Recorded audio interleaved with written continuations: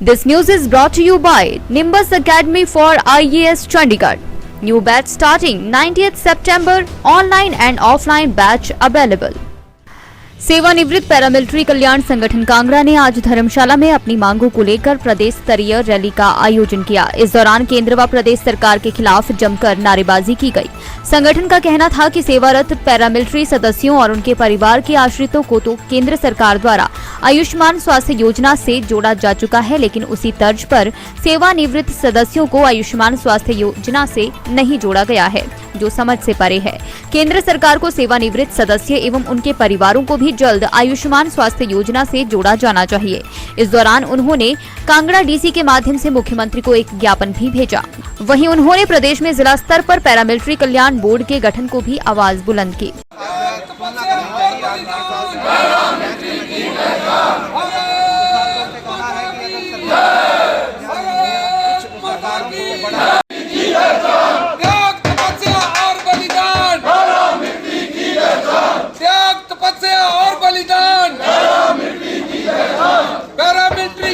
की बात है कि हमारे लोगों ने शहादत दी, अपने सम्मान को, जिंदगी को खोया, अपने परिवार को मिट्टी में मिला दिया और उसके बाद उनको सम्मान के नाम पर उसको कोई जगह भी नहीं दी गई है। तो इस प्रकार से जो हमारे साथ जो अनदेखी हो रही है, हमारे शहीदों के साथ जो अनदेखी हो रही है, जीएसटी के रूप में कैंटीन सुविधा हमारे से छीन ली गई है, खत्म कर दी गई है। जो पहले हमारे को दी जाती थी वो नहीं है, और इसके अलावा सीजीएचएस फैसिलिटी स्टेट में नहीं दी गई है। सबसे बड़ी बात है कि कोई भी सिस्टम चलाने के लिए, किसी भी ऑर्गेनाइजेशन को चलाने के लिए कोई सिस्टम होता है, कोई बोर्ड होता है जिससे पता लगता है। आप देखिए कि हिमाचल पूरे में कितने अर्धसैनिक हैं, कहाँ से रिटायर हैं, कहाँ से रिटायर हुए हैं, कितने हैं, कितनी संख्या में हैं, किसी सरकार को, ना केंद्र को, ना राज्य को इसके बारे में पता ही नहीं है। वो दुधारू गाय की तरह लिया, अपना काम लिया और उनको जंगल में छोड़ दिया कि अब आप रिटायर हो गए, हम नहीं जानते।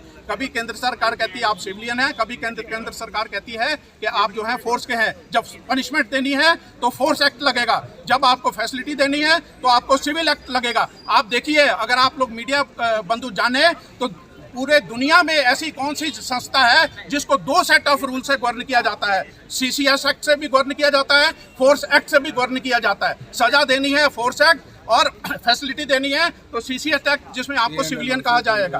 तो इस प्रकार की जो समस्या है हमारे भाइयों के बीच में आ रही है कि हमारा एक आदमी, ग्रामीण व्यक्ति जो रिटायर हुआ है, 80 साल की एज में है, वो अपने लिए कभी कोई फैसिलिटी चाहता है तो वो कहाँ जाए? कोई सिस्टम नहीं है, डिस्ट्रिक्ट में सिस्टम नहीं है, स्टेट में सिस्टम नहीं है, सेंटर में सिस्टम नहीं है। आप बताइए कि एक गरीब आदमी दिल्ली में कहाँ जाएगा, किसके दरवाजे खटकाएगा कि मेरी पेंशन दे दो, मेरे ये कागजात में गलती हो गई है, इसको दे दो, मेरे को ये फैसिलिटी मिलनी है जो आप लोग पेपर में देते हैं। जब सिस्टम ही प्लेस में नहीं है तो हमको अनजान सड़कों पर छोड़ के क्या फायदा है? हमको अनजान बना दिया गया है। हमारी जो एक पहचान थी वो आर्मी में खत्म कर दी गई है। हम आर्मी को सैल्यूट करते हैं, हम पुलिस को सैल्यूट करते हैं, हम जितनी भी संस्थाएं हैं गवर्नमेंट के, हम सबको सैल्यूट करते हैं। हम उनके खिलाफ नहीं हैं, हम उनके साथ हैं, लेकिन हम अपने आत्मसम्मान के लिए लड़ाई लड़ रहे हैं कि हमारा आत्मसम्मान हमारे को वापस किया जाए, हमको एक नाम दिया जाए, पहचान दी जाए और देश के लोगों को पता हो कि ये जो काम करने वाले हैं ये लोग हैं।